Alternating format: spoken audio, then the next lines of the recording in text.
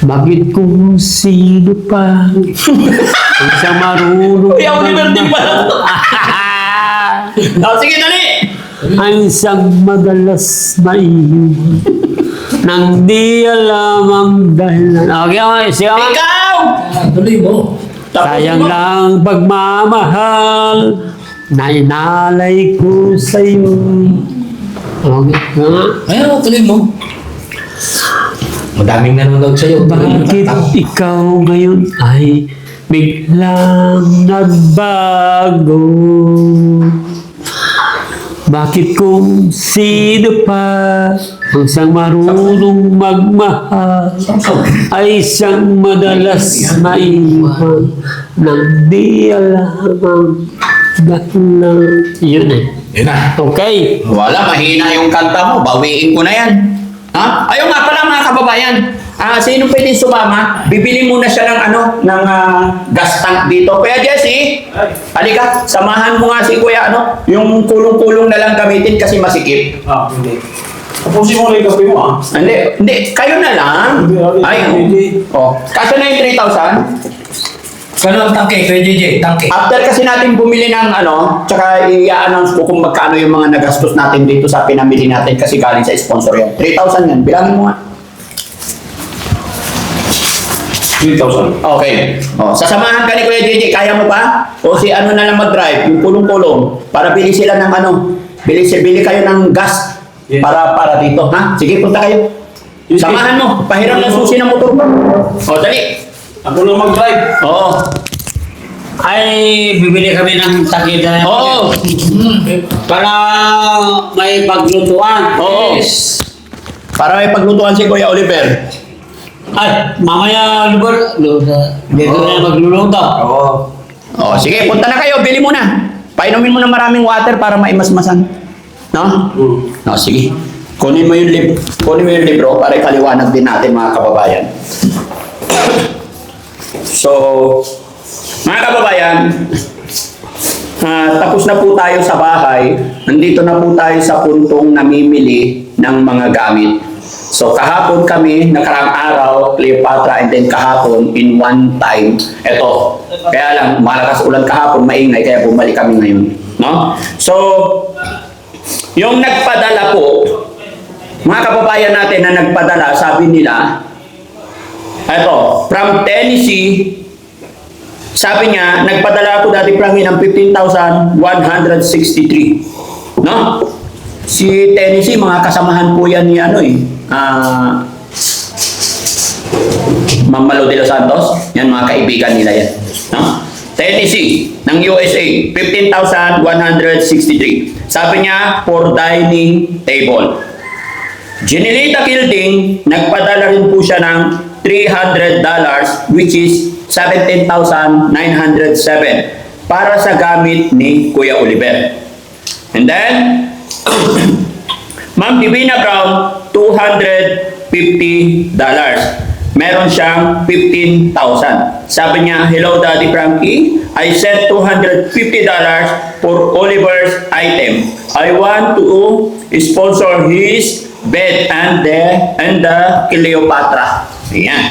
And then, ito pa naman, si Macaroni Girl, nagbigay din po siya ng 4,715.54 pandagdag para sa blessing ng bahay ni Kuya Oliver. So, set aside ko muna to ha, yung 4,715. And then, another, nagpadala si Ma'am Janelita Kilding ng $300.